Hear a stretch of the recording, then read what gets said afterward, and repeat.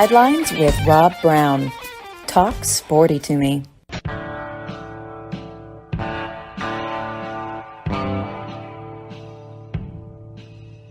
All right, man, welcome to Friday's college football and basketball and baseball recruiting roundtable. Rob Browne here with you. Next 2 hours, man, we're going to have a lot of fun. Got a great lineup. Batting the leadoff position is a 6'3" junior from Oxford, Mississippi, Gordon Ford. Gordon, the fireman. Yes, get your update on who is going to be fired, who might be fired, who should be fired. Keeping a loyal and faithful watch from the fire tower. Gordon Ford, man, a living encyclopedia of basketball history, knowledge of the game. Should be a coach, in my opinion. Segment number 2, we'll be joined by the coach, John Brady, a proud native son of Macomb, Mississippi, and former coach at Samford. LSU went to the Final Four in 2006, and at Arkansas State, now living in Macomb, and still very active on the national college basketball scene. Love getting the coach on here with us. Hour number 2, Bo Carter, out in Dallas, Fort Worth, the Metroplex, that annoying term, but you got to use it because that's what they call it. That's what it is. Arlington, all that stuff. He will join in talking Big 12, SEC, also a writer for the National Football Foundation and the Baseball Writers Association of America. And in the 4th segment, Damian Mitchell, Jocks FM 95 down in Birmingham. Gotta love Damian Mitchell, proud son of Maplesville, Alabama. One of the young, absolute, just really gets it when it comes to covering college athletics. Played his football there at Birmingham Southern, track and field athlete, multi-sport athlete, but does the morning show 6 to 7 a.m. on Jocks Radio in Birmingham, and then does with what they call Mac and Cube. That is Greg McElroy and Cole Kubelik. He's on with them, and he's going to take time to be with us today. We're going to have a lot of fun.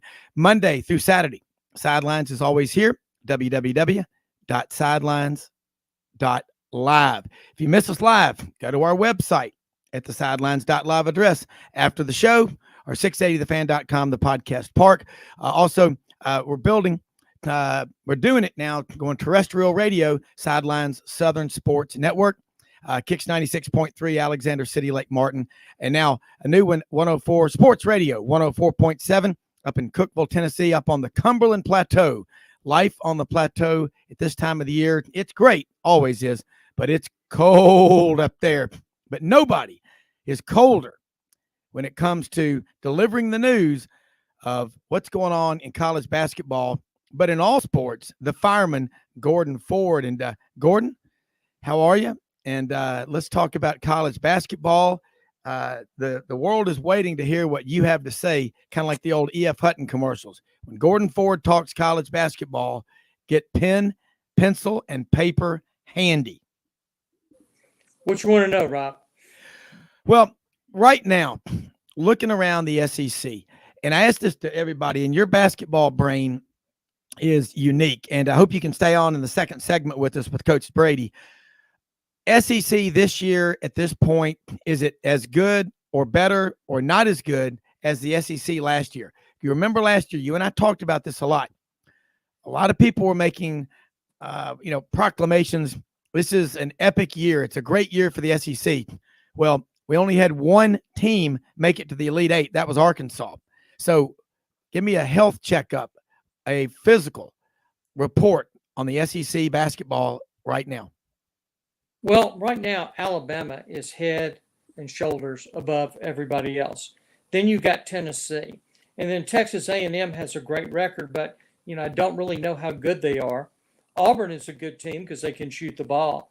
Kentucky, you don't know what to get from them. I mean, they're going to go in there and beat somebody they shouldn't and lose to South Carolina or somebody like that. Arkansas, I would say, is not near as good as we thought they would be. I think they are down a little bit. They're having trouble shooting the ball. Then you have the Mississippi schools, Mississippi State, Ole Miss. Neither one of them tearing it up, and actually they've They haven't played very good. And one thing about Mississippi State, DJ Jeffries was a highly recruited player, highly recruited transfer, and I've watched him. I mean, he shot air balls and things like that. I just don't know if they're, getting it together. Gordon, this is really what baffles me. Ole Miss puts a lot into basketball. Andy Kennedy was there 12 years, averaged probably 21 wins a year. Kermit Davis, you first introduced me to him in 1988 when he was at Idaho State, Correct. Idaho, out in Moscow. And love this guy. I mean, 16-year run at Middle Tennessee State was wonderful. He's at Ole Miss, and he's one of my favorite coaches in basketball because I followed him a long time. What's not working and what needs to be fixed so he will be at Ole Miss as the basketball coach? I don't want to see him out. I think he's a great coach, but something is not working, or maybe a lot of things aren't working. One, I think the biggest part is when they brought Ruffin back. And when Ruffin came back, I think it kind of disrupted the team.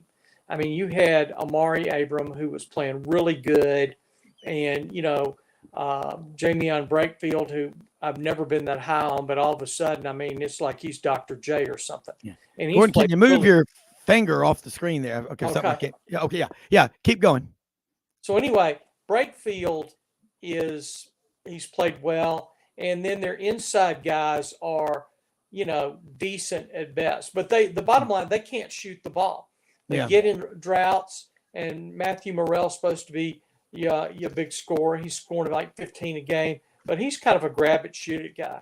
And they just can't shoot. That's just the bottom line. But they shot well before Ruffin got back, and, Abrams was in there and almost beat Oklahoma, got to the finals of that tournament down in Florida. And, you looked at them in preseason. They went to the Bahamas, were 4-0, killing it, and you thought this would be a good team. And then they get into regular season, and, of course, they didn't have Ruffin down there, and they didn't have Ty Fagan and a couple other guys. But the bottom line is they just can't shoot. Gordon, looking around the SEC, that matchup Wednesday night, Texas A&M 4.5-point underdog at Auburn. I was worried, sick about that game because all the talk was about Auburn's nation's longest winning streak at home, 28 straight games. Mm-hmm. And I said, you better be focusing on Texas A&M because Buzz Williams can flat out coach. He can. And they went in there. Auburn jumps out on top, 10-2. A&M came roaring back and won 79-63. And Sonny Smith, who is the color analyst on there with Andy Burcham on the Auburn radio network, made a great point. He said, it's hard for a team like Auburn to come back from a big deficit when they're playing a team like Texas A&M who likes to slow it down, play more discipline like that. But that's the second straight time, if you go back to the SEC tournament in March, where A&M has dominated Auburn. So let's talk about how big a deal matchups are and how sometimes you can have a team that is rolling like Auburn was, but I still have a lot of questions. Everybody does. They got a lot of work to do. Everybody does. But these matchups, that's a disastrous matchup right now, Buzz Williams versus Bruce Pearl. That is. And the thing is, like I said, Buzz Williams has them well coached, and they just play a different way. They dive on the floor. And one thing is, when they get open, they hit shots. And some of these teams, that's the biggest thing in basketball right now, hitting shots. And they're not hitting shots. And I can't say that about Auburn. I watched them against Ole Miss, and they hit shots. Yeah. But A&M, if they're guys, they play very disciplined basketball, and they get open, and way Buzz runs those plays. I mean, they get open and they hit shots, and that's pretty much it. Yeah, and they like to slow it down, and then teams that play defense, Gordon, they play defense as well. He's noted for that, from Marquette to Virginia Tech. Yeah, I mean, Buzz he's going to have you playing hard. Yeah, and he's got the 3-piece suits, so he's doing good. He is the 1980s Brooks Brothers coach. I mean, I love him without a doubt. And he's from Texas. I know last year I think they ended up winning getting way deep into the NIT, 27, 28 games, didn't get to the NCAA tournament. And here they are. They were undefeated, lost to Kentucky. Now they're 7-1 in the SEC. Yep. And aesthetically pleasing, they're not. Auburn probably is neither. And I look around at Alabama. Look at this year's Alabama team, last year's Auburn team. What did they both have?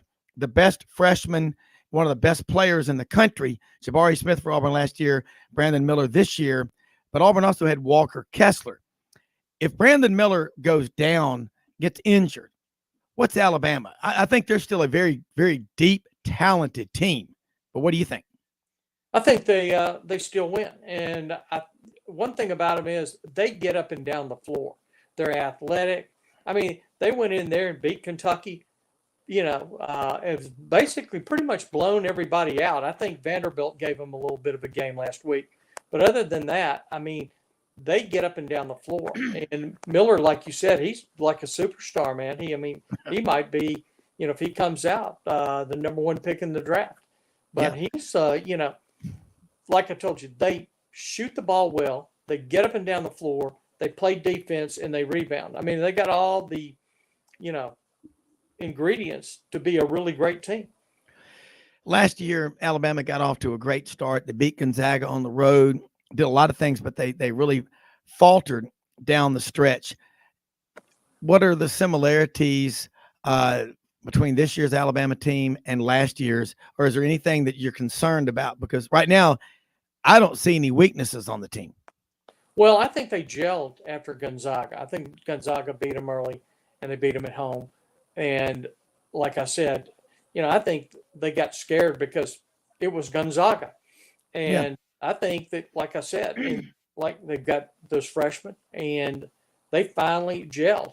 I mean, one thing about sports today, I mean, if you ain't ready right away, people think that you're finished. You're really not. Sometimes it takes guys 2 or 3 years to develop. I mean, you remember back in the day when you'd have a college quarterback and he'd sit for 2 years and then all of a sudden be the star of the team.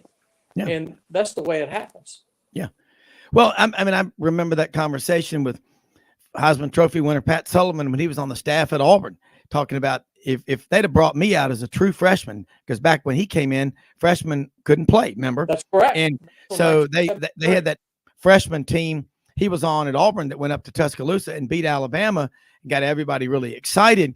But Pat Sullivan said, hell, my first game as Auburn's quarterback, I think was against Wake Forest in 1971.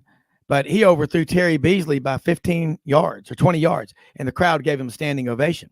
They later connected on a lot of completions, a lot of touchdowns. But he said, if you take a young quarterback on the road for Auburn or Alabama or Ole Miss, or anybody, you go to the Swamp, you go to Neyland Stadium, you go to Death Valley in Baton Rouge at night, and he has a bad game, he may crawl back into his cave and never want to come out again. I agree with you. I think we're expecting these guys today with social media, the expectations to, like somebody that lives in the median on Interstate 55, you better be pulling out of your driveway doing about 110. It's just not like that. And another thing too, I mean, back then, not everybody was a 5-star recruit. They were good players, and people wrote in the newspaper about them. You didn't have the internet and all that. And today, all these guys are 5 stars, and they're getting drafted on potential and stuff like that. Back then, you had to do something. Yeah. You had to score. You had to be a good rebounder. You had to do something. You couldn't come off the bench averaging 8 points a game, being the number 18th player taking the NBA draft. It just don't work like that. And, these guys right here, Alabama, I think that kid right there is going to be really good for them. I think he's going to be a hot pick. Yeah. He's out of Antioch, Tennessee, Metro Nashville area. Yeah. 2-time Gatorade Player of the Year. And, Rick Barnes recruits like no one else, but he didn't get him. Nate Oates, this guy, I think people, this guy's a hell of a coach. So is Bruce Pearl. So is Kermit Davis. Kermit Davis, guys can't shoot or they're struggling. It hurts. And there's a lot of good basketball that's played around the Memphis area. I mean, look at Chris Moore out of West Memphis at Auburn. Started 16 games, went down in the Ole Miss game with a shoulder injury. I think Auburn needs him back. But every team out there, you got 13 scholarship players, Gordon. Most teams are lucky to have 10 or 11 on scholarship. Would you agree? True. You got a lot of walk-ons on the bench, but yeah, I mean, you probably got, 12 players on scholarship now. And if you lose a couple of guys, it hurts you. But you can only take 13 now. So when you do that, I mean, and your 13th man, I mean, if he's not playing in the world today, he can just get up and leave. Yeah. Well, the thing about, I mean, the very few players, Chris Moore is a guy that's why I brought him up. I mean, he really didn't play that much as a freshman and sophomore, but as a junior, he's really filled in, and now he's hurt, but it's about chemistry. And I look around the league. Mike White, you remember from Ole Miss, goes down to Florida. Had success. Then they weren't winning, and now he's at Georgia. Now they got beaten soundly by Tennessee the other night, but they're a lot better. They've already won 3 conference games. Last year they won 1 and they lost 17. What's the ceiling on Mike White at Georgia? And I say this, part 2 of this question. Georgia seems unable to crack the code of Metro Atlanta, which is a basketball market that there are very few in the country with this many good basketball players coming out. But Auburn and Alabama have cracked the code. You know what? That's a good question. And I think that is because Georgia, people say they don't have any basketball tradition. They went to the Final Four. Gordon, hold those thoughts. Mildred here, my producer, just showed me the clock. We're going to take a quick break. We're going to come right back. I want to get your answer about cracking the code, Metro Atlanta for Georgia. After this.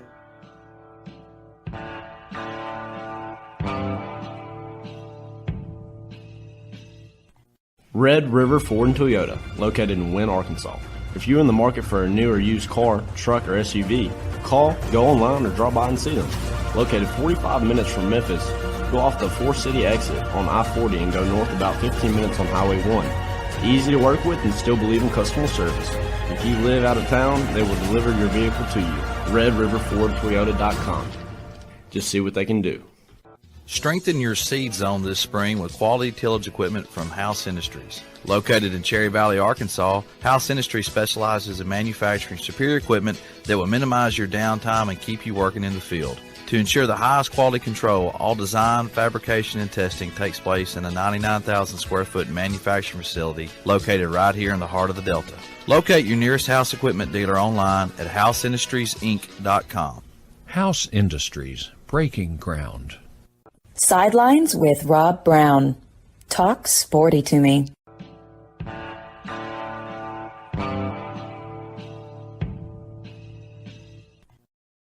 Rob Browne back here with you on Friday's Sidelines Round Table with Gordon the Fireman Ford, our lovely producer, Mildred. Well, Gordon, let's crack that code. You were given an answer.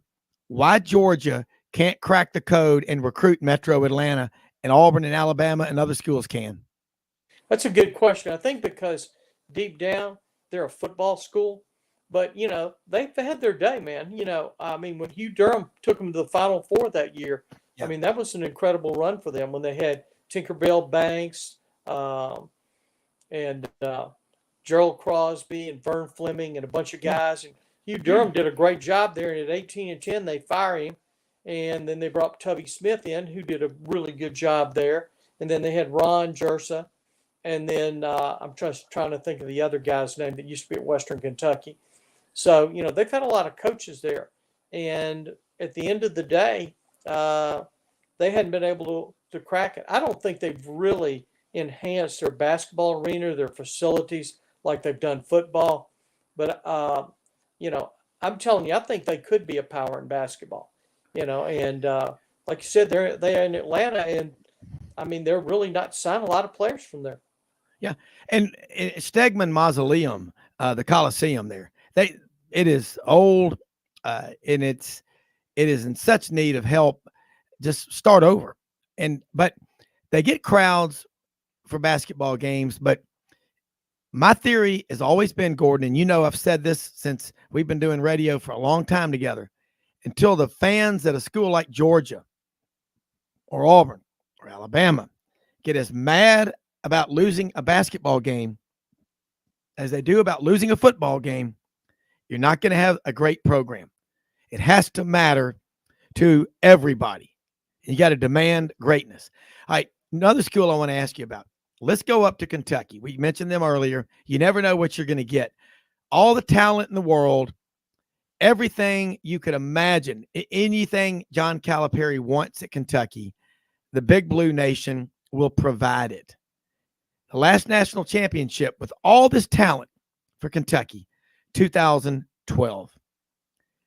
Why can't Kentucky dominate when they have everything in the world that they need? And schools like Auburn and Alabama and Tennessee are doing as well as they. Auburn in the last 5 years has won more games in basketball than anybody in the SEC. And that stat keeps Rob, growing. you and I grew up, and Kentucky was the basketball team of the SEC. You had Kyle Macy, you had great players, Jamal Mashburn, you won national championships. You won one with Rick Pitino, Tubby Smith, Joe B. Hall. Yep. And, Calipari. Rick Pitino. Been there a long, and Pitino. And they've been there. He's been there a long time now. And to me, I don't think they get any better. And you ask me why they are the way they are, is just, I think that he encourages a lot of people to be one and done. And you can't win consistently like that. You look at some of these teams that go to the Final Four or the Sweet 16 or whatever, a lot of them have got juniors and seniors on the team. Calipari doesn't have that many. And, his guys, they're too patterned. Ole Miss has beat them there before. And I look at them and I just think they're too under control. He don't run up and down the floor like he should. And I think that, these guys are young, and sometimes it takes people time to mature. And a lot of times you're not getting that. Yeah. Well, in the next segment, I hope you can hang on with us. Coach John Brady is going to be on. We're going to get into that with him. And also, John Hartwell is going to be on. I'm sure you saw the news. He was on the show with us yesterday. He's been named the new athletics director at University of Louisiana Monroe. And he had moved back a couple of months ago from Utah. So we're going to be talking some serious basketball. So stay on here with us, because it's going to be a Rumble Boxing Gym / Well, I can probably stay about 15 minutes. So yeah, do it, because we're going to talk more about that. But my thing, you referenced that in your first of your comments in your reply just then. When you and I grew up, Kentucky was it in SEC basketball. Now, Alabama has a pretty damn good tradition, and so does Tennessee. That's right, with C.M. Newton and but not consistent. It's the consistency. We had the David Hobbs years, and look, Auburn, same thing. LSU, in the last 25 years, you know how many times LSU's been to the NCAA tournament? I thought the number was a lot higher, but I know the number because 12, 7. I thought really? they'd been a lot. I thought they'd been a lot more than that. So you look at had some bad coaches in there for a period of time too. Yeah. And so when John Brady, John Brady is, he's the color analyst on the LSU radio network now, and they're having to dig themselves out of quite a hole.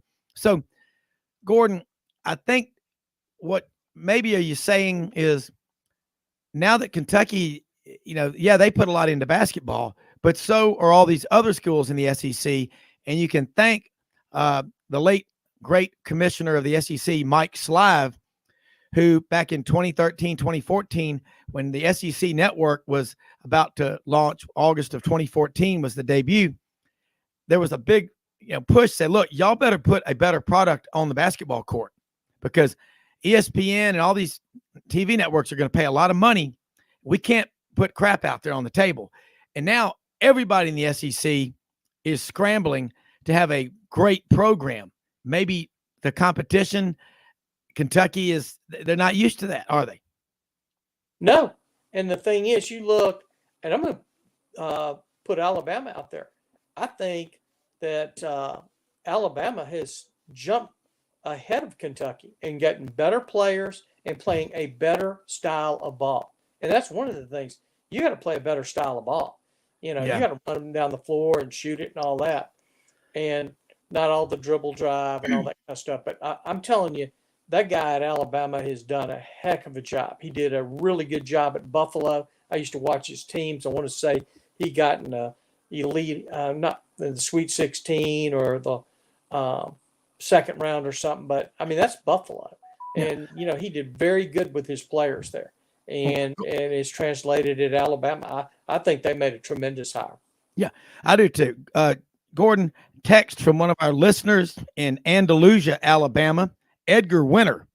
Edgar Winter. Free Edgar ride, Winter. buddy. Hey, bring Coach John Brady on here with us right now. And bottom line, Edgar Winter, a listener down in Andalusia, Alabama, is saying to Gordon Ford, and now we got Coach Brady on here. This is going to be fun.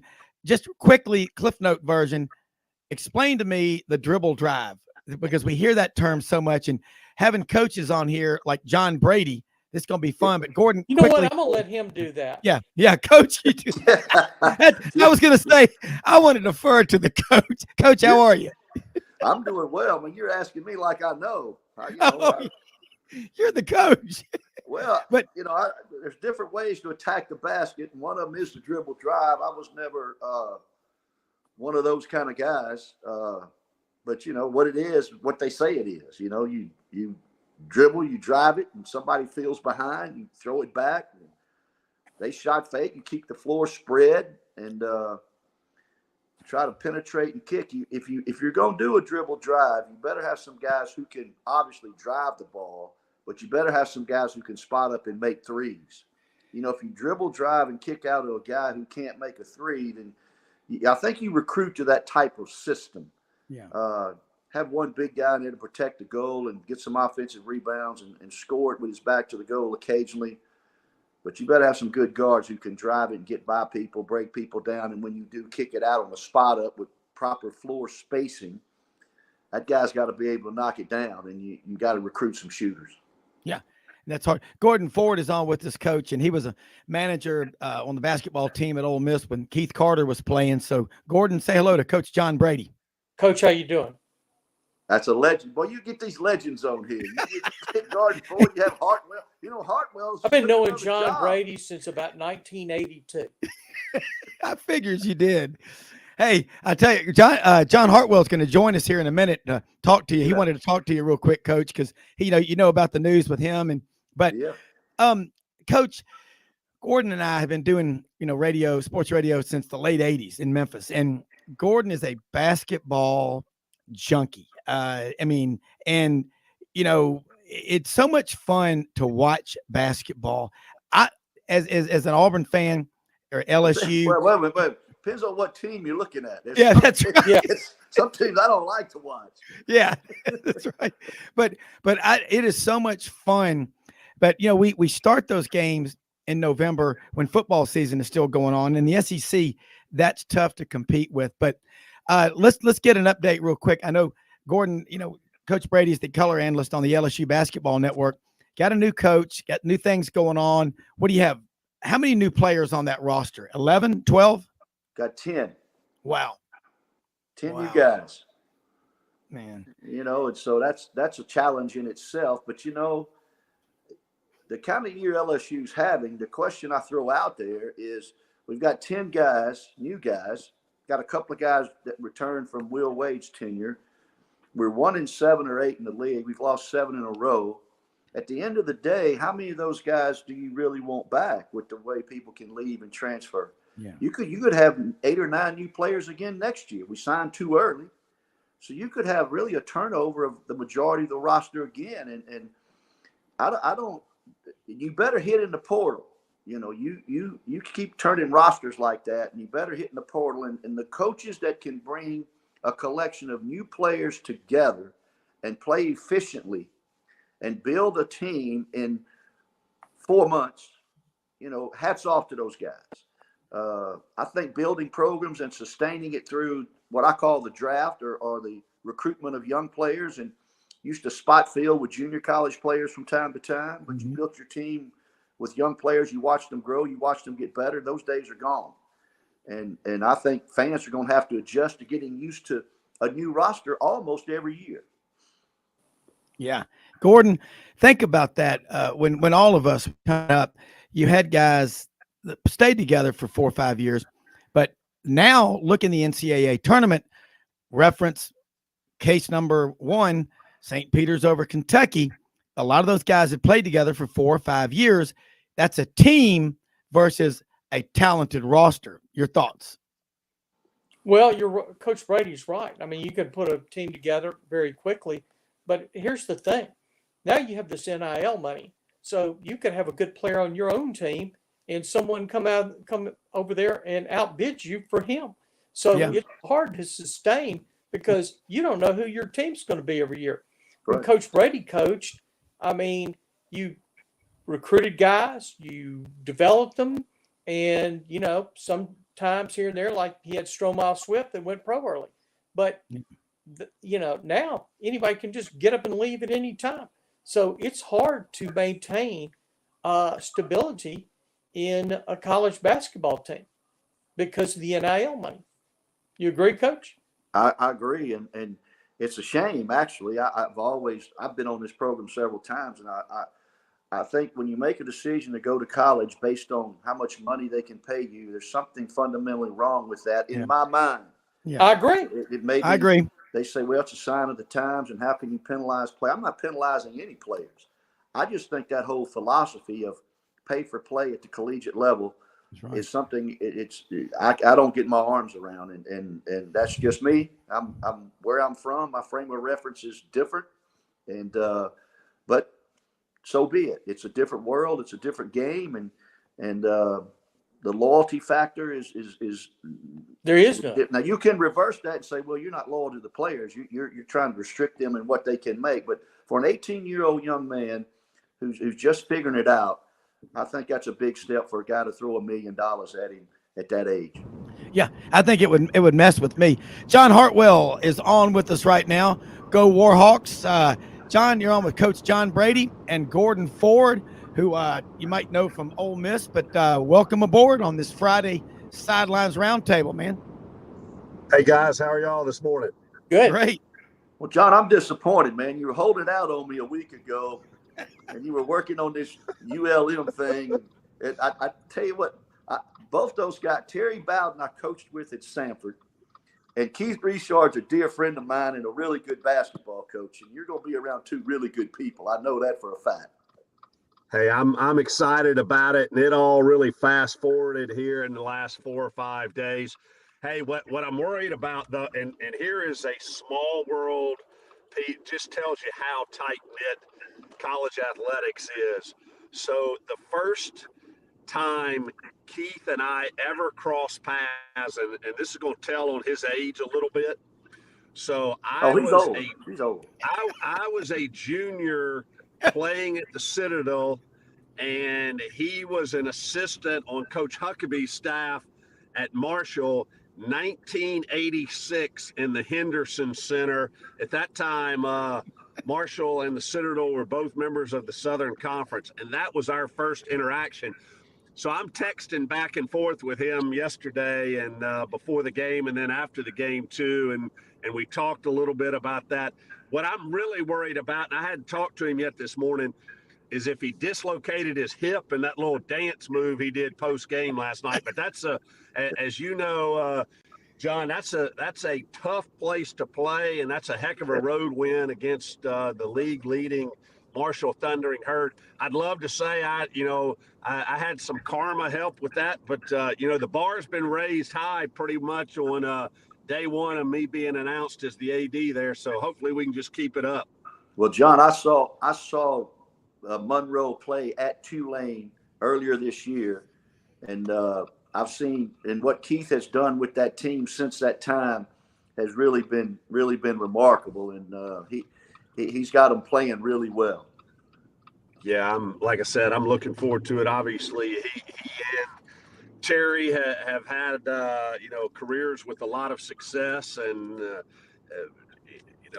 one of the things, and I got great assurance from a Monday night meeting with Dr. Berry, the fairly new president on campus, although he's been on campus for a long time as dean of the business school, is the commitment to Warhawk athletics. And I told him, I said, hey, going back 10 plus years, when I was first in the league as the AD at Troy, kind of the whispers were, well, is Monroe either going to get in the game or are they going to revert back and go back to the Southland Conference? And, I got great assurance. They just did a new strategic plan for the university, and athletic excellence is one of 5 pillars. So, I heard enough good things and have a roadmap of the commitment to it that I said, yeah, man, I'm excited about this, and we're excited about moving to, John, hold those thoughts. We're going to take a quick break. I want to hear this when we come back. I love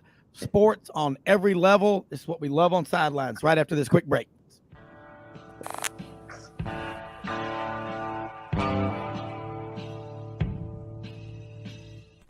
Red River Ford and Toyota, located in Wynne, Arkansas.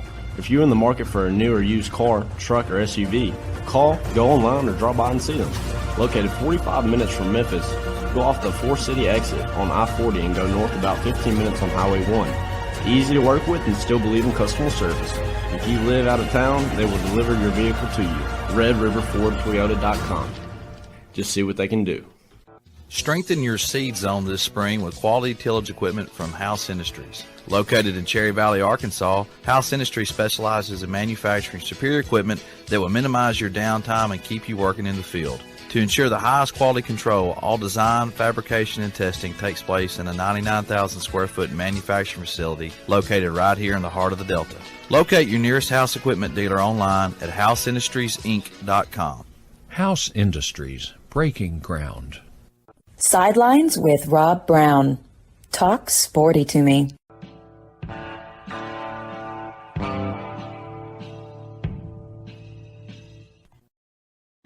Rob Browne back here with Gordon Ford, Coach John Brady, athletic director at ULM, John Hartwell, newly elected. And John, you were making a great point before the break. Continue. Yeah, well, one thing I was going to say is I've got to get rid of my South Alabama dialect. In South Alabama, you would probably say Monroe. I've got to make sure that I get the correct Louisiana Monroe pronunciation so I don't get run out of town on an early basis. Yeah. But yeah, really excited about the commitment from the university to elevate the status of athletics. And as I told people the last couple of days, here's the really exciting thing, is there is an opportunity right now for the Sun Belt Conference to establish ourselves as the premier group of 5 league. And some people may say, how in the heck is that going to happen? Well, here's my theory there, is with Cincinnati, UCF, and Houston leaving the American and going to the Big 12, obviously with some of the new members that the Sun Belt has with Old Dominion, James Madison, Marshall, Southern Miss, with those additions, I really think that the Sun Belt Conference and the Mountain West, are going to establish themselves as the premier leagues, the 2 leagues. And having just come from the Mountain West, it's going to be in disarray because San Diego State has 1 foot out the door. They fully believe, and I think they probably will get an invite to the Pac-12, and then you're going to have 3 or 4 other wannabes who are going to try to follow suit. So I think it's a great time to be in the Sun Belt Conference, excited about the commitment in Monroe, and I'm just excited to be back in the game and part of an institution that's on the rise. Yeah, it's going to be fun. Gordon, jump in here. I know you got a question before you got to get to the bank. No, I just what do you think about all these leagues? Just disbanding. I mean, just people getting up and leaving. And you kind of mentioned like UCF and all that. I agree with you. I think the Sun Belt is going to be a really good league.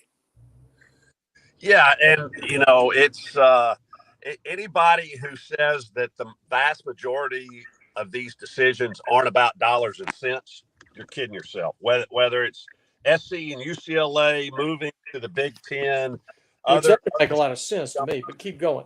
Yeah, other folks jumping leagues, but I think the one thing that the Sun Belt has done is it's a congruent conference. Now, somebody may say, "Well, gosh, you stretch from JMU and Marshall all the way to Texas State." Yeah, that's true, but you've got schools throughout that footprint. In every state, you don't skip states. So I think it's a real opportunity. And again, not only from a branding and imaging perspective, but from a financial perspective too, with the CFP expanding from 4 to 12 teams, you're obviously going to have a group of 5 team who's going to be at least one who's going to be in it every year after the expansion. Yeah. The other thing is the money from the CFP is going to at least double. So that helps, all 130 schools that are FBS schools. And I see John, kind of perking up a little bit there. Hey, yeah, football is generating that money, but an athletic director's job is to make sure that raises the level of funding for the entire athletic department. Hey, So yes, basketball, we need to make sure. I understand the landscape. You got to have viable football, or you don't have a chance to move in any league. When they were talking about the Big 12 breaking up, the football schools were going to move, but poor Kansas, who couldn't win a football game then, they had nowhere to go because nobody wants to take anyone who doesn't have viable football. And you've got to have football being attractive to move to any type of league if you're going to move up. And Kansas is one of the traditional basketball schools of all time. And you're right. They didn't take them. It's all about football. Mm-hmm. Yeah, no question. Well, Coach Brady, you and John Hartwell, both, this is something that Gordon and we always talk about on the show. Yeah, hell, I'm an Auburn grad. I love it, but we've got to make sure D1, D2, D3, you want athletics good on all levels. I don't want to see just a few schools at the top. You got to earn your spot. You got to work for it, but you can't I don't want to see that. It'll be boring. It will not be fun. And that's where we don't want to go. You being at ULM, Coach Brady, having been at Samford, and then LSU, and then Arkansas State, help people in Jonesboro. They care. My wife's ex-husband, Ray Osment, is up there in Jonesboro, very active with Arkansas State. He's from Wiener. You know where Wiener, Arkansas is. Audrey wants to go. Hey, someone needs to have a hot dog stand up there. And I know Ray Osment too. I know Ray. Okay. Okay. And Ray is a go-getter, man. But people care. And John Hartwell, you texted me yesterday and you said you're going to need to come down here to Monroe and go duck hunting with the Robertsons, the duck commander. I'm like, man, if it swims, flies, crawls, or runs, I will hunt it and I will eat it, and MJ will grill it at the Cherry Farm here in Parkin, Arkansas. So I think this is great. I did see in your contract as the new AD, you will still continue to come on Sidelines frequently. We're excited about that. Hey, that's part of it. We got to promote the Warhawks, promote the Sun Belt Conference, but we love it. Great point there, Rob, because one of the things that I talked to them about the last couple of days, I said, hey, every place I've been, whether it's Troy, and you're kind of in a triangle between Auburn, Tuscaloosa, and Tallahassee, Utah State, you've got the Ute contingent and the BYU contingent. My approach in Monroe and Northeast Louisiana is going to be, hey, I know your first check may go to Baton Rouge, to LSU, or to Tulane, or to another school, but you know what? You have a business here in Monroe or West Monroe or Northeast Louisiana. The rise and success of Warhawk athletics and the university in general helps everybody here from an economic standpoint. And so invest here too. We need this for not only for the university, but for the surrounding territory. And, I think people will definitely buy into that. Yeah. And hey, Gordon, Rob, I got to go. Yeah. You had your friend, Bob Marlin, Louisiana Lafayette basketball coach on with us last year. This is what I love is, a rising tide floats all boats, man. Gordon, I know you got to check out, get to the bank, but If you Good to need a talk to you mortgage, guys. folks, go to First Horizon, Gordon Ford. He can get you a home mortgage. So Gordon will be back on with us tomorrow. Saturday Roundtable is alive and well. I'll talk to you about that. But All right. soon I'll be on with you all the time. All right. Well, let's do it, man. Have a great day, and thanks for being on.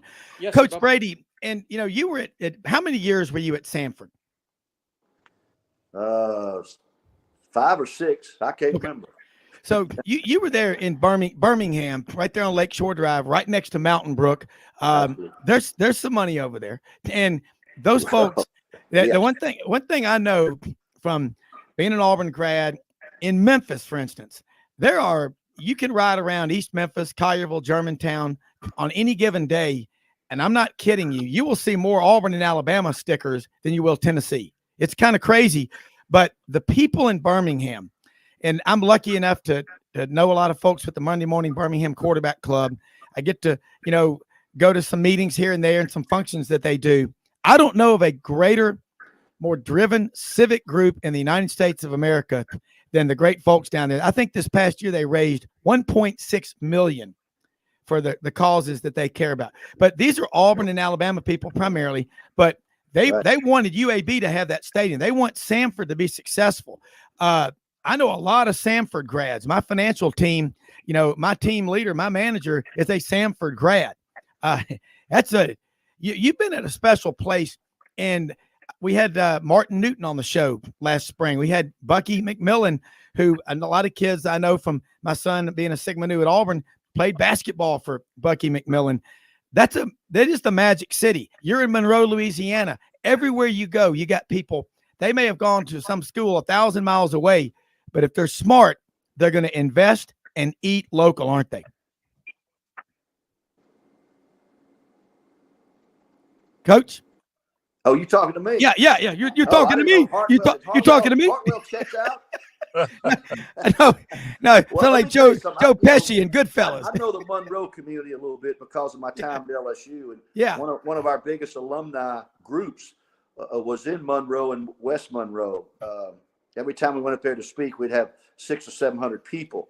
The Birmingham area, those Auburn and Alabama people, they care about that city. They do give. They are civic minded. They have a lot of pride in that city, and they really support both those universities. And you're talking about, some wealthy cats that live in that area, and it's a great place to live. I think Birmingham is one of the best kept secrets of a city in the United States. It's clean, it's nice, it's beautiful. The economy's good. And I've got a lot of dear friends there from my time at Sanford. Yeah, and you cannot beat the great Greek restaurants because the Greeks own Birmingham restaurants from Birmingham to the Gulf Coast. And if you like seafood, our man John Hartwell and my friend Will Johnson from Mobile, when he lived in Memphis, he goes, I don't eat seafood up here. I go, why? He goes, if it's been frozen, it's not seafood. So I just say that. But John Hartwell, I like what Coach just said. When you are in a city that is surrounded and you have these big schools there, like you said, your first check may be to Baton Rouge or New Orleans.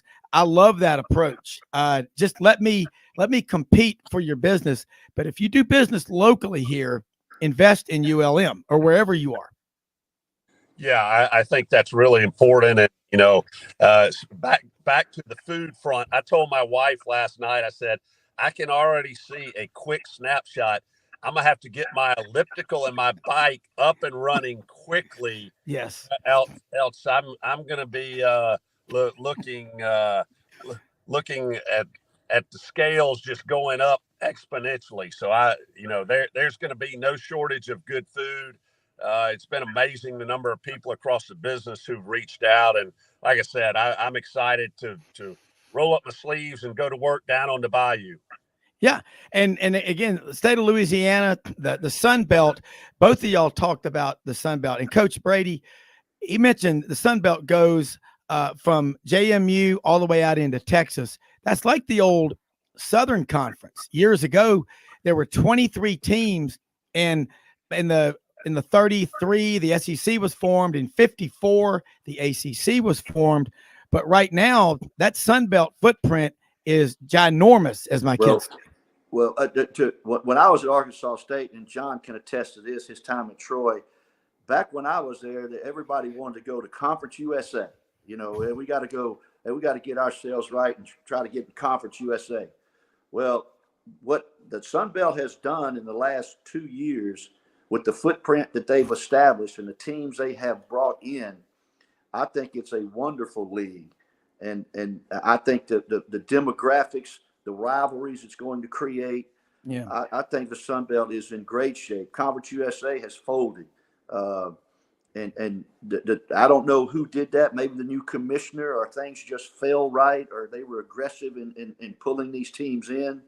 But the footprint of the Sun Belt is really good, really strong. And they've got 4 or 5 really good football teams in that league now as well. So I think John's going to do a great job. I think he made a great move to a conference that's solidified. You're not worried about teams checking out. And I like the Sun Belt. I think what they've done has really been incredible.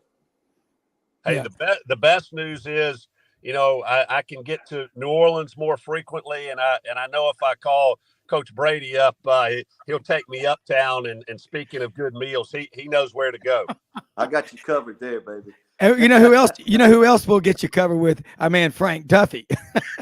Duffy's Frank in there too. Yeah.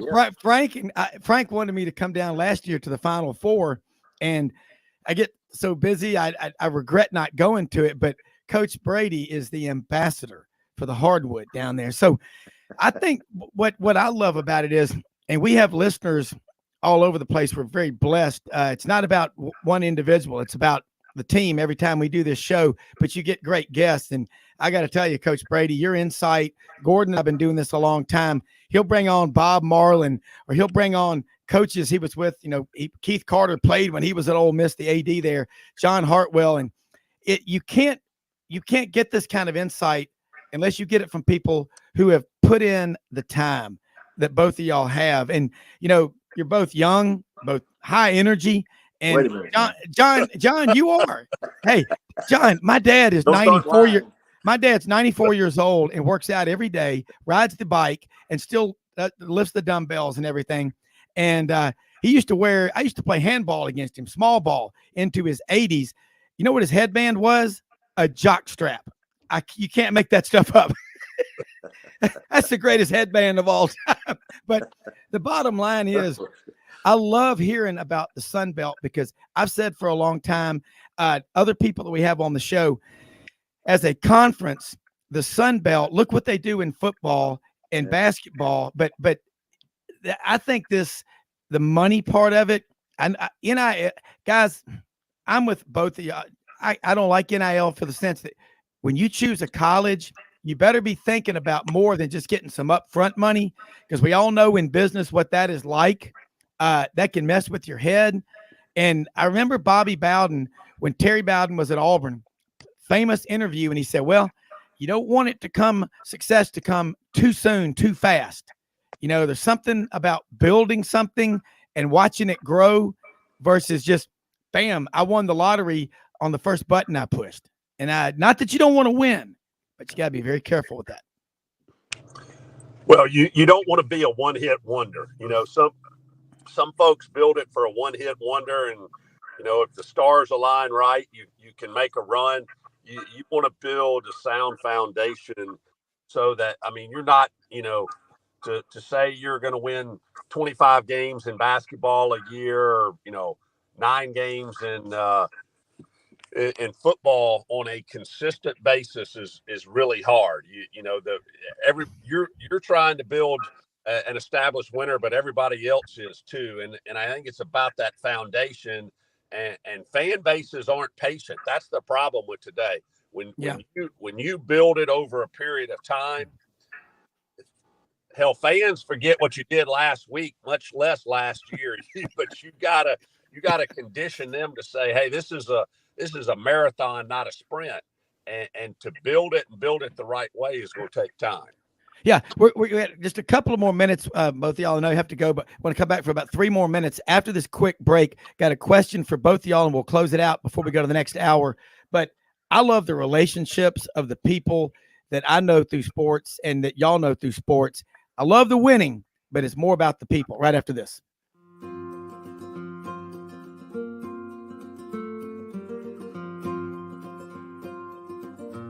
Hey everyone, my name is David Wisdom. And I'm Shelby McNeil, and we're attorneys with Haggard, Cleveland, Pierce, Thompson & Short, your local Auburn law firm. Established in 1959 right in the heart of Auburn, Haggard, Cleveland, Pierce, Thompson & Short has grown in response to our clients' legal needs. We're a full-service law firm focusing on the legal issues our clients face. We take pride in providing our clients with exceptional legal services, ongoing communication, and skilled representation. If you have any questions about our services, please give us a call or visit our website today.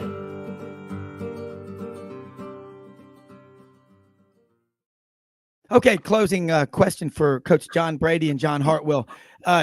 Coach, just real quick before we go, if you look at college basketball right now with NIL and all the portal and everything like that, it's in every sport. What are one or two solutions how we can get the game back? I mean, because I think the free market, there's only so many people who will give without getting return on investment. You know, I don't really know the answer to that. You know, you got an administrator right there. That's his problem. The only thing I think is it sustainable? You know, I don't know how sustainable. You know, I don't know these stories are true. A $13 million quarterback going to Florida and they couldn't put the NIL together. So now he wants out of his letter because they told him something that wasn't true. You know, those kind of stories just blow my mind, you know, and I'm sorry. I don't think players getting paid or wasn't the intent. I mean, I can see Joe Burrow getting money from jerseys they sell all over town and him making an appearance and getting paid. But when it comes down to your signing with me because of the NIL deal, I think that's just a little not appropriate. And I'll tell you, John, the other thing with where you are, let's say Keith Richard signs a really good freshman and he makes the all-freshman Sun Belt team like the young man did at Arkansas State, and he's coming back as MVP of the league, and some Big Five school comes in and pays him an NIL deal, and he takes him from you and he plays right away. Those things bother me as well. Yeah, it really does, because in essence, you almost become like a JUCO feeder system for that. That's why I'm hoping at some point that it's terrible to say salary cap when you're talking about college athletics, but I do hope there are at least some guardrails put in there from an NIL perspective. But the other thing, as it relates specifically to college basketball, and I mentioned this, I think, the other day, Rob, is I tell you who has the advantage, because they've only really got to fund basketball are the Villanovas and Georgetowns and Gonzagas and Marquettes and folks like that they don't have to worry about funding 85 to 100 to 115 football guys. They can do it in men's and women's basketball and move from there. So I think you're going to see, obviously Villanova's been good for a long time. But you know, I think you're going to see the resurgence of some people like Georgetown and schools like that don't really have to mess with it on a football side. Yeah. Listen, man, this has been a great segment. I want to say this, you know, we're on 18 social media platforms, and we're also starting to build on radio stations like Sports Radio, FM 104.7 in Cookeville, Tennessee, Radio Alabama Group. It's going to be fun going forward when you're on with us now, opening up a lot of people's eyes like Coach Brady just did, having coached at Samford, having coached at LSU at the biggest of the big, and then at Arkansas State in the Sun Belt. This stuff matters, and I love competition. To me, I got 4 kids, 2 boys, 2 girls. The greatest compliment I've been given was that you're such a hard ass dad and you're just relentless, but thank you. And I'm like, God, what is that a compliment? I mean, holy cow. But when I have you, Coach Brady, on there, I just can imagine what your practices were like. John Hartwell went to the Citadel, you know, sleep in, breakfast in bed every morning. You know how that is. Bonbons, served on a silver platter. Yeah, exactly. You were a nice.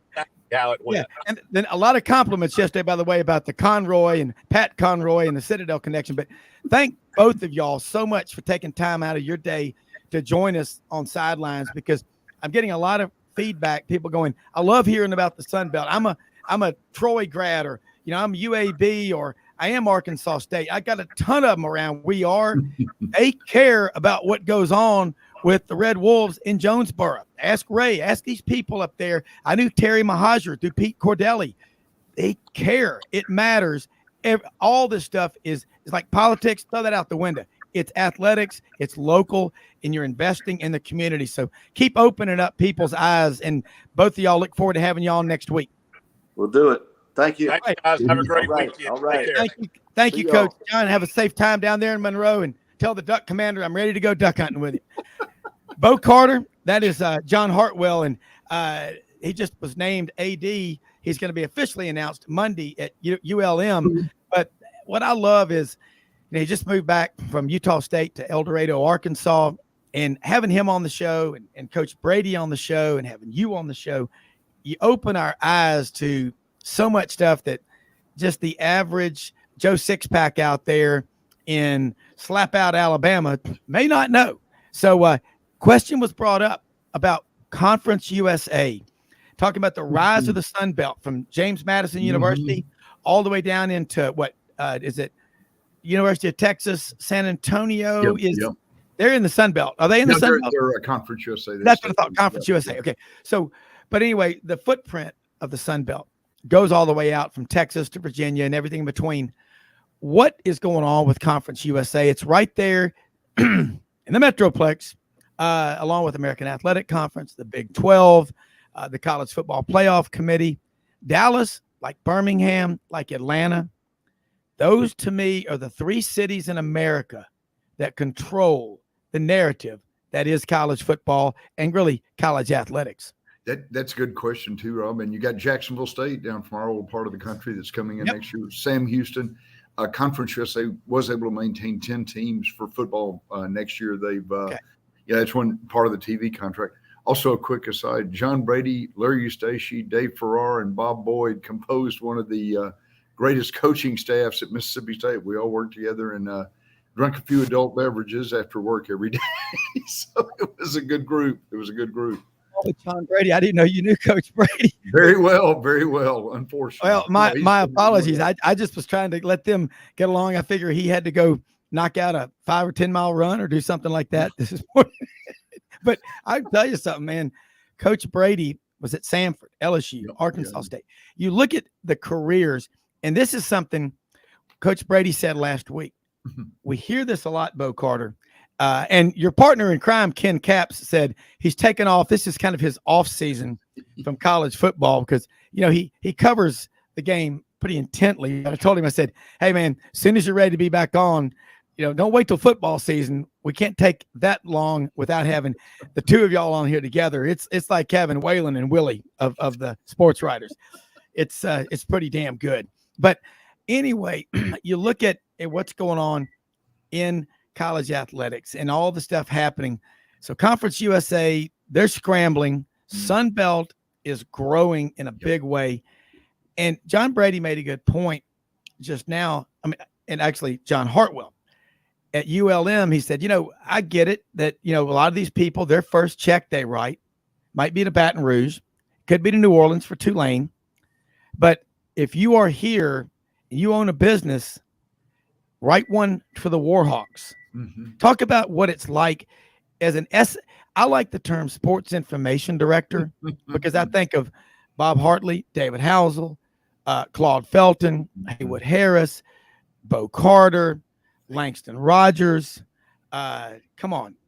Those guys were we talk about athletics or the front porch of your university. Your mouth, when you go to the dentist, is the front porch to your body's health. Go to your dentist regularly, like Dr. Stuart Hudsmith in Memphis. Shameless plug there. I'll be playing at the Sands Hotel Thursday through Sunday in Vegas. Remember David Brenner would come on the Tonight Show to go, shameless plug. And Johnny Carson would go, hey, we all have no shame. Ed McMahon, wake up. That sounds great to me. But Ed McMahon had the greatest job in the history of jobs. He got liquored up every night on the couch next to the most famous guy on TV, Johnny Carson, and got to hug and kiss some of the most beautiful women in the world. Did it ever get better than a Friday night with a Dean Martin roast with Foster Brooks, Don Rickles, Rich Little, Rowan and Martin, and Dean Martin up there with a scotch and water in one hand, cigarette in the other. But when Foster Brooks got up there and they roasted Don Rickles, I suggest everybody go find the YouTube of Foster Brooks, Don Rickles roast Dean Martin, followed by the Tonight Show when Angie Dickinson would come out there on the stage, policewoman. It just that's when this is the greatest country in the world. I love to watch on MeTV those old reruns, but I digress. But you think about sports information directors, though. You were the storytellers, and people like David Housel, people like you, Langston Rogers, they are, and Lauren Smith, my God, I love that man. Gatekeepers, the patriarchs of Southern football. But what y'all really are is, I think about a journalism professor I had at Auburn my freshman year, Jack Sims. Holy cow, man. You misspelled a word, you might as well have died in the womb as a small child. It's not a good thing. You need to study. But y'all did it right. Now you have media relations directors. And you know what their job is? To tell you no. Wait, I just asked you if you were having a nice day. No. Oh, yes. No. I mean, all they do is tell you what you can't do. I remember being out at Shelby Farms in Memphis at a board of directors for this 4,500-acre park. And the chairman was one of my dad's friends he grew up with in the Boy Scouts, was the chairman of a big bank. And he volunteered to do this. And he said, the first day I got here, I rode around this gigantic park in the middle of Memphis, the largest inner city park in America, 4,500 acres, buffalo, deer, rivers, hills, everything, cross country, fishing, turkeys, deer, everything, wild cougars. And he said, I rode around the park, and all the superintendent, who shall remain nameless in the witness protection program, said was, well, you can't do this. You can't go here. You can't drive here. He goes, I said, pull over. He goes, yes, sir. He goes, what can you do? So as a sports information director, I'll tell you the kind of, like Mississippi State, a true story. My dad, October 7th, 2000, Auburn's playing Mississippi State in Starkville. And we had the Auburn club from Memphis rode down on buses to Starkville. Al Sherman, Gil Whitlock, Jim Humphrey, Jerry Priester, all these awesome, George Menendez. We have barbecue catered from Little Dewey's. You know where that is. Yes. It's incredible. So we're walking. I get separated from my parents. I'm 37. Anyway, I get up there in the stands, and like one of the guys goes, oh, your dad's okay. But he was walking to the game. He had a hernia, and the doctor kept telling him, you got to quit playing handball and go get the hernia. He didn't do it. He's standing by the elevator to go upstairs, and he blacks out. Next thing you know, he's in the Oktibbeha County Hospital. And those Mississippi State people were taking great care of him. They gave him some painkillers, and he wakes up and he goes, well, number one thing is how my Auburn Tigers doing? They said, not so good. Take another couple of these pills. Y'all beat us pretty bad that day.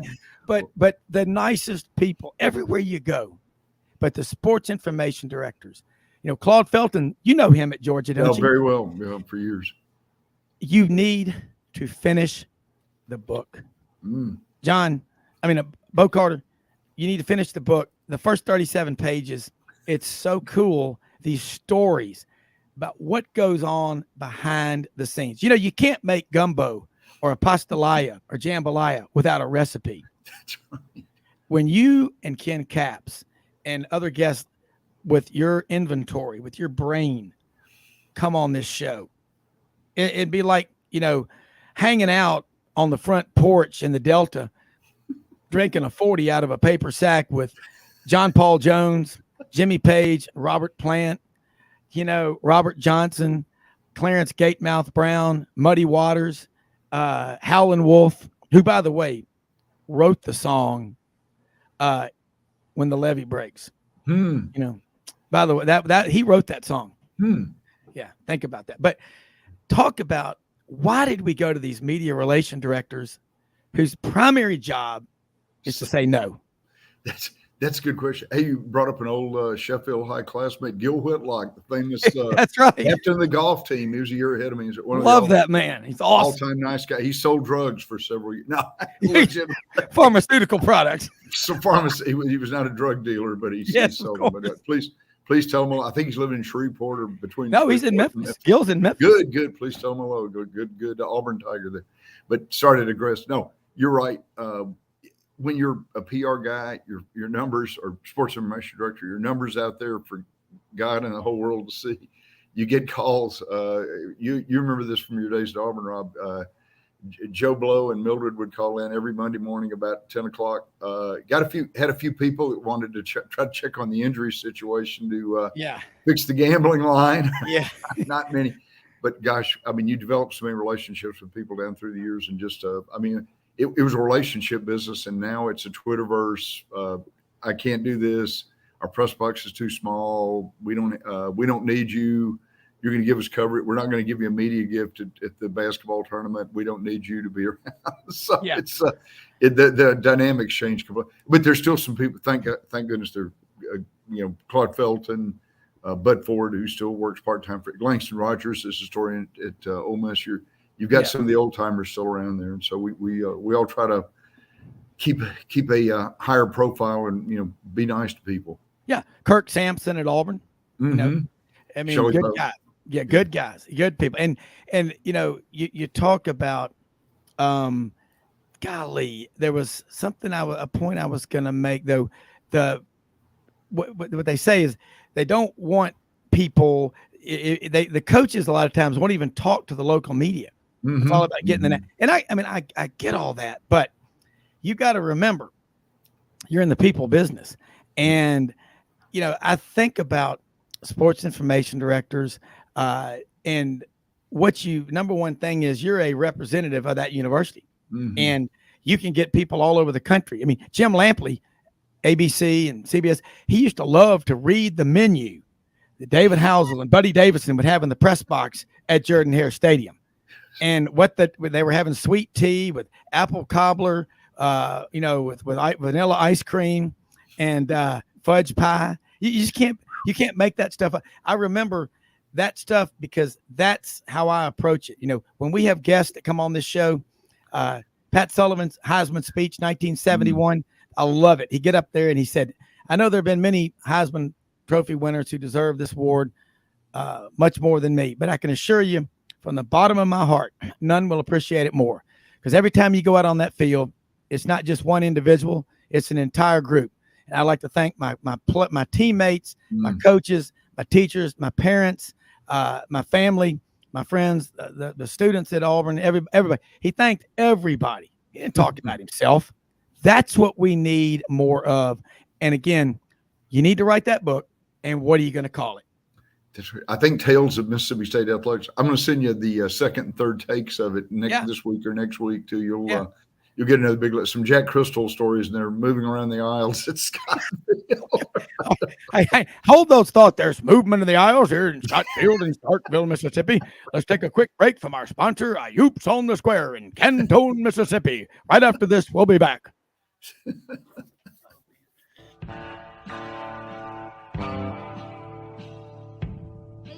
Ainsley from Hewlett & Dunn, just coming to let you know about our new collection of boots. It's going to be our dress boots. They're the Horsepower collection, and they're genuine exotic leathers and really comfortable. Comes in all different sizes and patterns, so come check them out.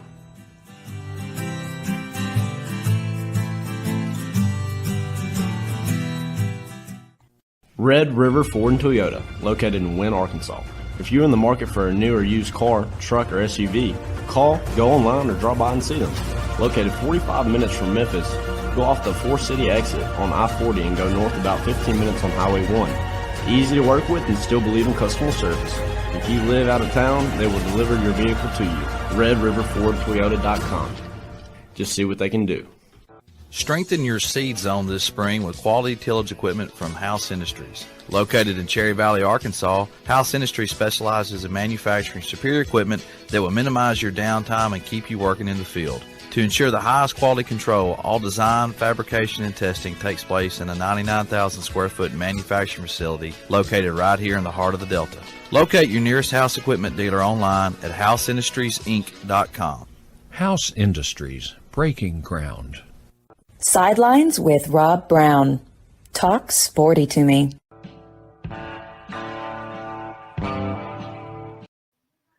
All right, back here with Bo Carter, talking about sports information directors, media relations directors.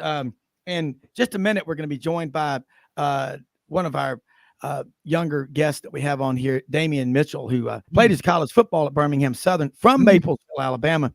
I met Damian back at Vestavia Hills Country Club August 22nd at the CoachSafely.org dinner that Kevin Skarbinski, Jack Crow put on, and it's about getting coaches trained up to coach guys and gals how to play the sports properly, but also to do it in a healthy manner and look for warning signs, whatever. Dr. James Andrews is their medical director. Lou Holtz was there. Paul Feinbaum was great. Paul Feinbaum should take over for David Letterman. He really should. He is funny and he can keep a straight face, but boy, he was great with Lou Holtz up there. And I met Damian Mitchell over there, Tommy Agee and him. Tommy is like a father figure to him. They're both from Maplesville. That ain't a big town, you know, Highway 82 from Tuscaloosa to Montgomery, Prattville. You'll go right through there and you won't even notice it. As he says, I think we have a couple of lights, but Damian's going to be on with us in a minute. So I want you to, we're going to talk with him. He's on Jocks 94.5 FM in Birmingham, 6 to 7 in the morning, then 7 to 10. He's on most days of the week with Greg McElroy and Cole Kubelik. So Mac and Q, really, really good. And he gets it about the people part of this business. And I think that is so valuable. And Audrey Mildred was saying during the break, she said, Bo, I was wondering if you could tell me something. If you think college football is going to expand to 64 teams. Mildred did not take her meds yet. No, but I don't see that. I don't see that happening, but you were there in Dallas. You know, Mr. Bill Hancock, who is so kind to come on our show. And look, nobody's right all the time, and nobody agrees with anybody all the time, even our wives or your woman, your husband. But I think what they're doing is well worth doing. You know, kind of, if you don't like Hank Williams, you can kiss our ass. But I think what they're doing is critical to the future of college football, about growing the interest. But just as important are the storytellers. And I was reading yesterday about the 40th anniversary of the death of Coach Bryant. Oh, yeah. And wow, 40 years, January 26, 1983. It just seems like yesterday. And here we are 40 years later, the great stories about Coach Bryant. And you think about these tough men that coach. They'd been in World War II. They'd been in Korea. They weren't fazed by, snarky reporters, yelling and screaming at them in social media. They'd been shot at. They'd had bombs dropped near them. Shug Jordan landed at Omaha Beach, man. Took an 88 millimeter German frag in his shoulder. Didn't even go to the hospital tent for 4 days. Had blood all over the side of his face. They said, "Why didn't you come in here?" He goes, "Well, sir, I'm a combat engineer, and I had a job to do. If I didn't get that road built, our boys couldn't get up that hill, win this damn war. And I appreciate your bravery, sir, but we got to operate on your shoulder." Gets decommissioned at the end of the war. He's out there in Fort Lewis McChord in Seattle, Tacoma. They needed volunteers for Okinawa. Instead of saying, "Well, I'm going home, going to bed," Shug Jordan volunteered to go to Okinawa. I mean, let me tell you something. You knew men like that. The loss of Coach Bryant and people like him, but they live on forever, don't they, through their legacies? Yeah, really. I think Coach Bryant had destroyer shot out from under him too. If I recall, I think he survived a submarine attack, and they got on another one and kept going. As far as that goes, so many of those guys. You had two guys from Baylor, Jack Loomis, another guy that and Iwo Jima sacrificed their lives for one Medal of honors or whatever. Two former football players. In fact, Loomis played in the NFL. I think he was the only NFL Medal of Honor winner during World War II. And it strikes close to home. They're building a Medal of Honor museum next to Globe Life Field and AT&T Stadium in Arlington to honor the living and the deceased Medal of Honor winners. So they've had several of them here for the Air Force Army football games last year. Man, it brings tears to your eyes, honestly. Well, I mean, have you ever met a Congressional Medal of Honor winner? Yeah, just very briefly or whatever, but it's you just have to look up to the gentleman there. It's unbelievable honor. Well, I mean, just pretty much gave everything, put their life on the line for the country. And they never will talk about what they did. They don't understand. They don't understand it. And the greatest people I've ever met personally, when you're standing next to them, the most accomplished people in life are the most humble people I've ever met. And like I said, I talked about, I got to interview a 97-year-old lady, Gail Camp from Memphis, going to be inducted March 2nd in the Arkansas Waterfowler Hall of Fame. And I got to interview her last Friday at the Arkansas Museum of the Grand Prairie, where the Arkansas Waterfowl Hall of Fame is headquartered. 97 years old, and had a film crew there with all the cameras and all the stuff. It was so cool. And as you know, when you're interviewing somebody, if you know what you're doing, when they start talking, they get on a roll, don't say a word. That's right. And you talk about a world champion, multi-time duck caller, 97-year-old woman who still duck hunts and can still shoot and can still blow the duck call. It's one of the coolest things I have personally ever seen. I mean, she was in tears going, I don't deserve this. I've lived a great life. She goes, every woman out there, go hunting with your husband. She goes, I when I got married, my husband started hunting and a tree branch hit him in the eye and he couldn't see to drive home. And I said, well, we're going to fix that. And she hunted with him for the next 70 something years.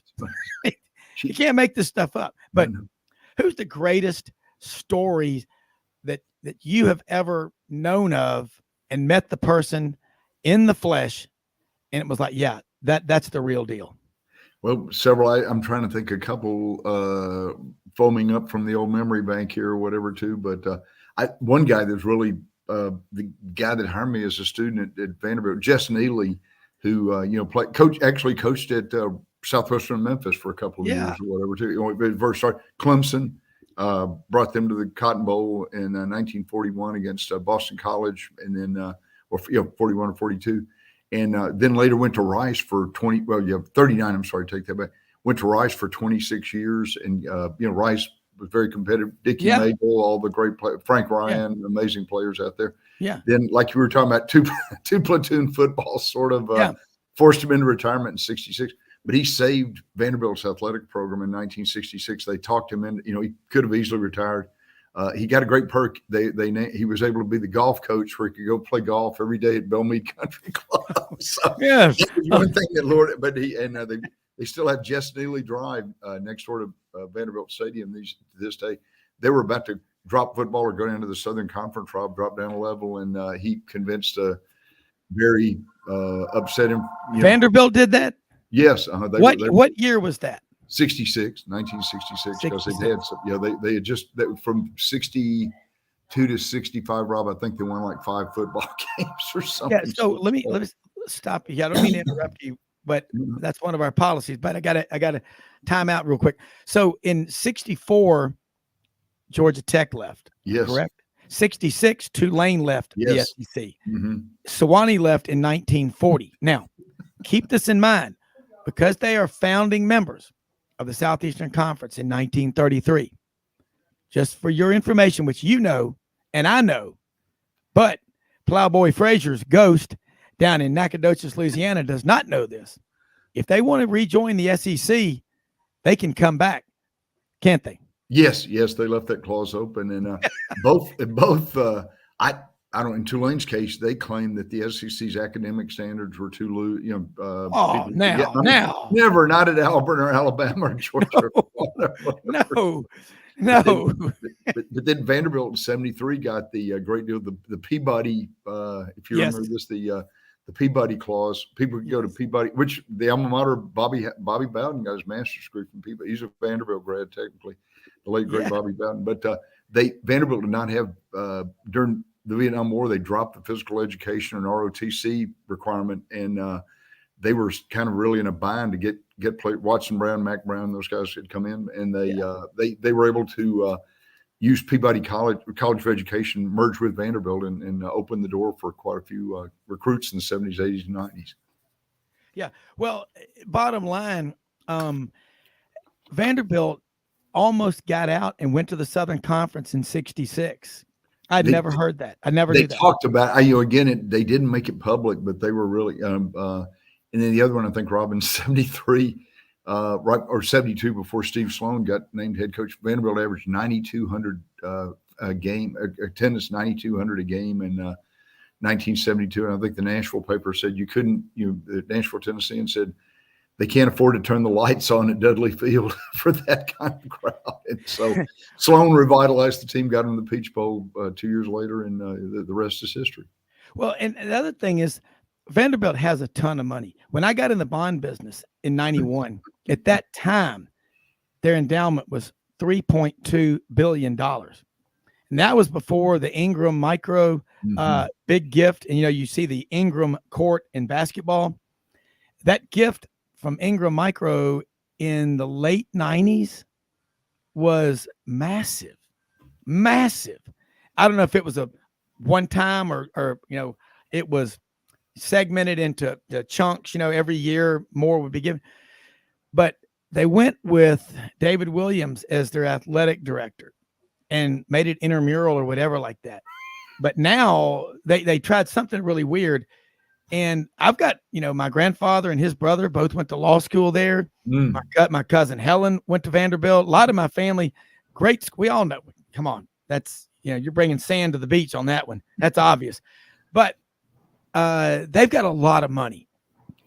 But they're tighter than a clam with lockjaw when it comes to spending it on athletics.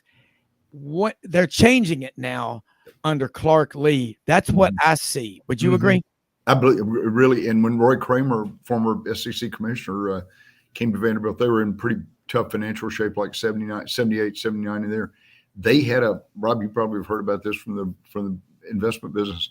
They had a thing that you could not talk to blankety blank. There were like 15 really major alumni that they said athletics is off limits to these guys. They're all academics. They're putting money in. They want buildings named after them or whatever at the Stevenson Science Center. So, and Mr. Kramer said, I'm not going to take the job if I can't talk to, Bronson Ingram and, country music. They brought some that Jerry Reed and some of the country music people came in there and gave money. So it saved the athletic. I mean, he literally, again, they were a major.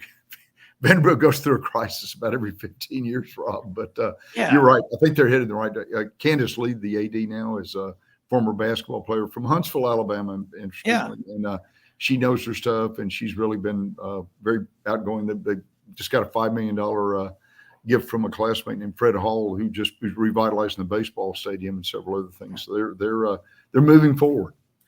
No question they are. And then you think about you're at Mississippi State. Did you ever know Jerry Clower? Yes. Oh, I mean, that's one of the funniest human beings ever. Sonny Smith comes on the show a good bit. Time up there for the SEC tournament. He goes, I really wanted to go to the old Grand Ole Opry. So they invited me out there on stage, and wow, what a night. He goes, I get out there and I'm on the stage with Jerry Clower. He said, and they asked me to sing a song, and I couldn't think of anything. So I started singing Rocky Top. He goes, I'm glad I kept my day job as a coach. He said, because I couldn't sing a lick. But can you imagine being on a stage with Jerry Clower? I mean, how funny of a guy.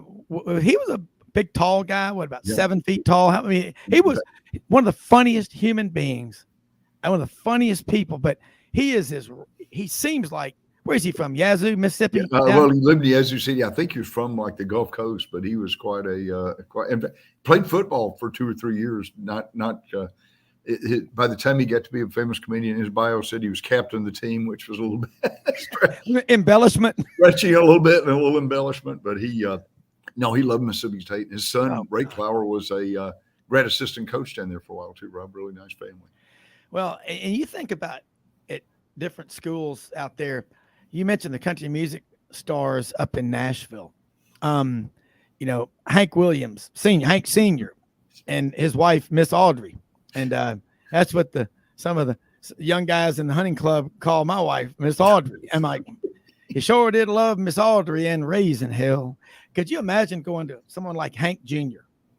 about making a gift to your university? I mean, it'd be, let's get down to business. That we've been talking about all your great songs and hunting and stuff, but I bet that part of it right there, you're out in Dallas, Fort Worth. They're building this Congressional Medal of Honor Museum. Mm-hmm. I'm sure Jerry Jones is involved in that. Yes. And were you the one telling me when he bought the Cowboys in 1989, it was around $300 million, and he borrowed money from friends and whoever to make it happen? What are the Cowboys worth now? North of $5 billion? I saw a thing the other $6 billion. They're the most expensive franchise in just Carl above the Sagan, Yankees.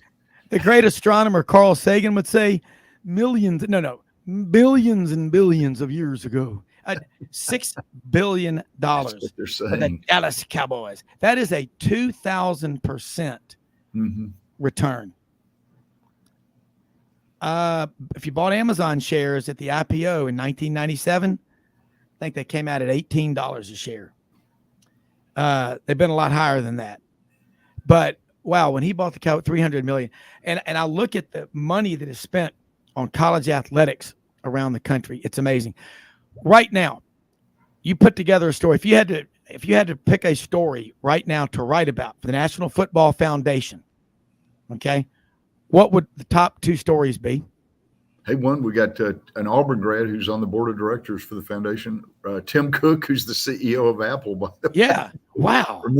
Remember in the movie Forrest Gump, Forrest opens the letter and you just got 1,000 shares of Apple, this new thing with a little Apple logo. Yeah. On it. Yeah. He did pretty well for himself. But Tim Cook's he's a gigantic Auburn football fan. Hopefully he's throwing a few. I saw he took a pay cut though, Rob. He was trying to make his employees really a good guy, one of these servant leader type guys, and a loyal Auburn Tiger there.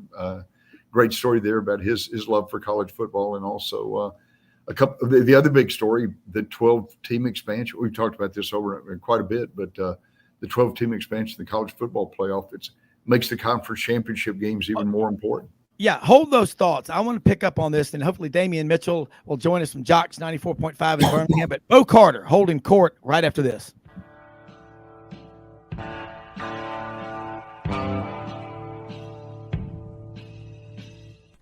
Red River Ford and Toyota, located in Wynne, Arkansas. If you're in the market for a new or used car, truck, or SUV, call, go online, or drop by and see them. Located 45 minutes from Memphis, go off the 4-city exit on I-40 and go north about 15 minutes on Highway 1. Easy to work with and still believe in customer service. If you live out of town, they will deliver your vehicle to you. RedRiverFordToyota.com. Just see what they can do. Strengthen your seed zone this spring with quality tillage equipment from House Industries. Located in Cherry Valley, Arkansas, House Industries specializes in manufacturing superior equipment that will minimize your downtime and keep you working in the field. To ensure the highest quality control, all design, fabrication, and testing takes place in a 99,000 square foot manufacturing facility located right here in the heart of the Delta. Locate your nearest House equipment dealer online at houseindustriesinc.com. House Industries, breaking ground. Sidelines with Rob Browne. Talk sporty to me.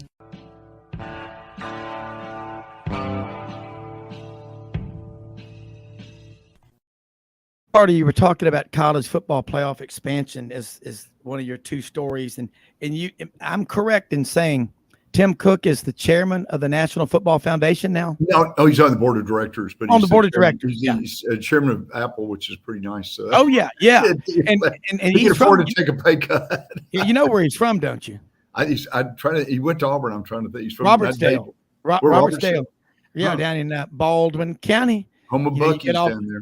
Yeah, get off I-10 there at the exit and go down 59, whatever, right? Go through Robertsdale, Summerdale, end up at the Hangout, take a left. Perdido Beach Boulevard. God, I love it down there. If you can't have fun at the Hangout, you can't have fun on the Gulf Coast.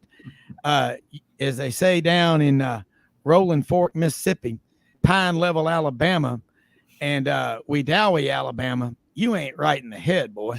So, but talk about that playoff expansion, because I think this is going to draw eyeballs to TV sets like we've never seen. I do too. Rob, one other thing, a sidebar to the other two stories. And speaking of Red River Toyota in Wynne, Arkansas, D'Angelo Williams with the pride of Wynne, Arkansas, just got in the college. Here we go, David Brenner here, got in the College Football Hall of Fame, but a great, unbelievable running back in his day. 11-year NFL career. Mm-hmm. And I might add, University of Memphis. When he left there, he was the NCAA all-time, all-purpose yardage leader. From Wynne, Arkansas, the city with a smile, 45 minutes from Memphis, home of Red River Ford Toyota. Also, Cherry Valley, right next to here, ECS House Industries in Cherry Valley, right up Highway 1 on the way to the borough, Jonesboro. But one thing about D'Angelo Williams, again, 11 years in the NFL, the Panthers, the Steelers, incredible guy. Big time duck hunter, turkey hunter, avid outdoorsman, and physically just one of the most impressive, tough guys, always smiling. Yeah. Your body, the energy, the positive energy that you put out, people pick up on it, and they also pick up if you're that famous Saturday Night Live skit, Debbie and Doug Downer. No, but D'Angelo's congrats. So he's been going into the College Football Hall of Fame. Yes, we need to go to Vegas to celebrate it next December. They named him the day of the football championship, at the CFP, but it really got lost that. And speaking of that too, Rob, eyeballs are going to be glued to TVs. You're going to have people, even casual fans, and then of course it's going to be like the NCAA basketball tournament too. Number 13 and 14 are going to be out there screaming and yelling that they didn't get a Nick Saban will be campaigning like he did this year or whatever too. But that's the beauty of it. It's really before they had the bowl championship series in college football, you'd always have the drugstore and the Morgan Keegan and different places discussions every day. Who should be number? Alabama lost a game. Notre Dame tied Michigan State. It's the fun part of college football, the discussions. All right, here's a point I'll make with you. I've had these discussions with John and Jack Turner and so many friends of mine over the years. What makes college football and why there's so much interest is exactly, I believe, what you just referred to. The debate, the argument over who the best team was. You go back from in the last 100 plus years, on average, go back 120 years, 4 teams, I've done the research, in a given year could make a claim to the national championship. One of the most obvious examples is 1941. Mississippi State won the SEC that year, a week before Pearl Harbor. Yep. And they beat Alabama, and Vanderbilt beat Alabama that year. Alabama was 9-2, finished ranked 20th in the Associated Press poll, which came out in 1936. 32 different services awarded the national championship to the University of Minnesota Golden Gophers. Yeah, you betcha. Yeah, sure. Yeah, Gophers, go Gophers. But Alabama claims that national championship because of some retroactive service, whatever. Look, Alabama has more national championships. It's not debatable than anybody in the history of college football. Some programs will claim them. Alabama will, Michigan, but Alabama still, they've got more real ones. And if you take away the ones that you might think they shouldn't have, I'll throw in 1977. Mm-hmm. Come on, when they beat Ohio State 35-7 in the Sugar Yes. Bowl, Yes. and number 5 Notre Dame with Joe Montana leapfrogged from number 5 to number 1. Mm-hmm. Same thing that happened with Auburn in 1983. Mm-hmm. Auburn's number 3 in the country, Texas number 2, Nebraska number 1, number 5 Miami. I remember being in the Fairmont Hotel in New Orleans that morning. Knight Ridder, 32 of the 61 writers said, if Miami beats Nebraska, we will leapfrog them from 5th to 1. That's so the New York Times and Wilma's Laundry named Auburn national champion. I claim that national championship. Auburn should claim 10. But you think about that argument year round is what makes college football so special. And as much as I love college basketball, it's over Monday night when the clock runs out. Are you worried about us? Is there any danger of us going to this playoff like this and that happening like what happens in basketball? Because I'm not, because I know the number 13 team's going to be raising Cain. Why aren't we in there? That's what's going to keep it going. You're right. Yeah, Rob, you're exactly right. They're and then there's going to be, how did we get seeded number 2 and Alabama was number 1? There'll be debates going on from that all day long. You'll love this too, Rob. You're talking about those retroactive polls. Somebody, I think, Princeton claims 29 national championships. Yes, they do. 29. Going back to 1869 to 1880, when I think there were only 4 teams playing college football. They went 2-1-1 and claimed the national championship. I think somebody claimed that Vanderbilt won one in 1923. That's really stretching it a lot, but they found the Dunkel Index, the Rob Browne historical historical data research or something. Yeah. Well, this is interesting what you just said. You go back November 6th, 1869, Rutgers 6, Princeton 4 in 11 innings. So there were 25 football players on each team. There were 50 guys on the field. It was literally a rugby scrum. Yes. Okay. And then football caught on fire. February 20th, 1892, Piedmont Park, Atlanta, Georgia. A crowd of 5,000 people showed up. Georgia's mascot was a billy goat with a red and black cape on it. And that's where the legend of War Eagle was spawned. And Auburn won that game 10-0. And as Vince Dooley said, as only Vince Dooley could say in that wonderful South Alabama dialect, a Mobile native, well, the Georgia fans were so enraged after the loss that they barbecued the goat. They cooked him. So that was the first tailgate in the Southeastern Conference. And I don't know how that would go over in today's world, but it worked at the time. So you think about that, and there is a marker there. And I've asked Lauren Smith and I've asked David Housel about this, going back to that very spot and doing a round table to talk about that history. But Bo Carter, you were one of the most eloquent spokesmen for college football. You genuinely love it. Ken Capps, again, when we had Billy Shershot on the show, that was so cool. Remembering Mike Leach. I mean, again, Richard Branson has offered $800 million to get what's left of Led Zeppelin, Jimmy Page, John Paul Jones, and Robert Plant back together. $800 million. And I get all 3 of y'all on the show for a bag of donuts. No, I'm kidding. But you can't tell these stories unless you've lived them.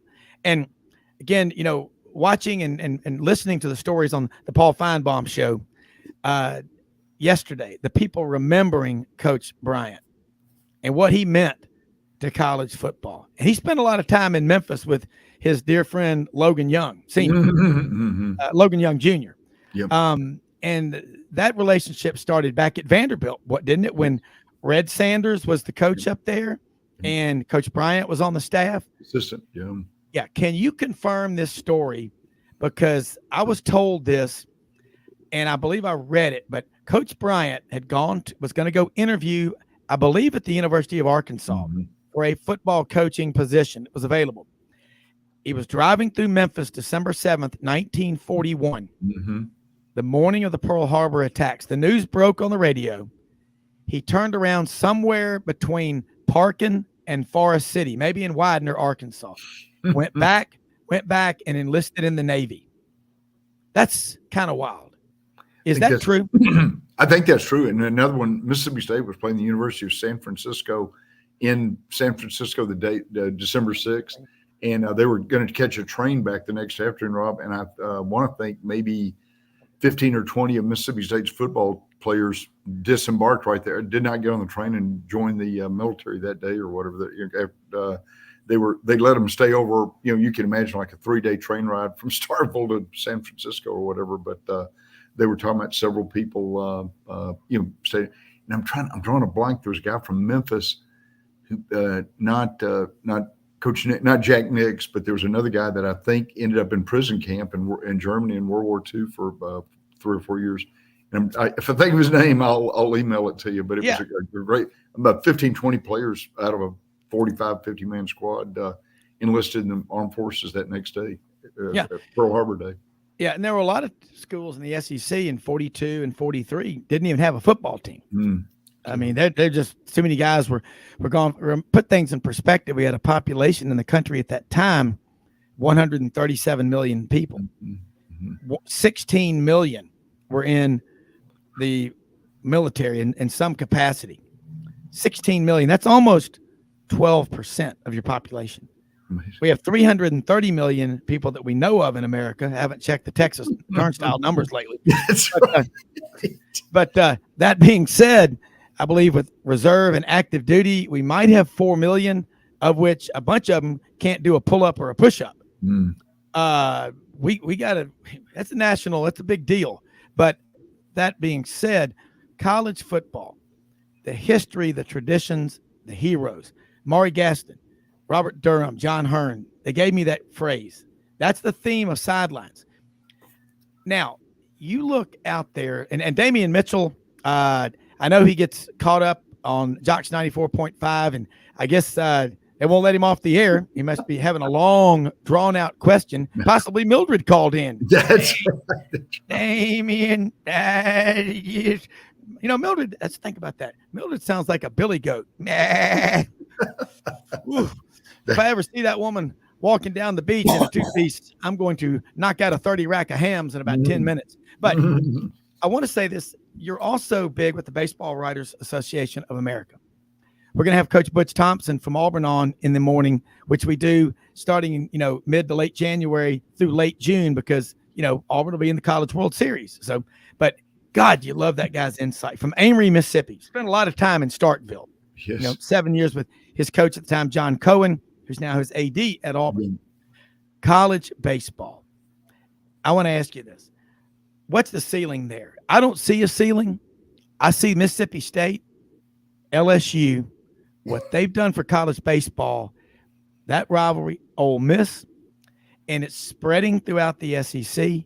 But Ole Miss and Mississippi State, the state of Mississippi and Hattiesburg, Southern Miss, that's the center of the universe for college baseball in a state with less than 3 million people.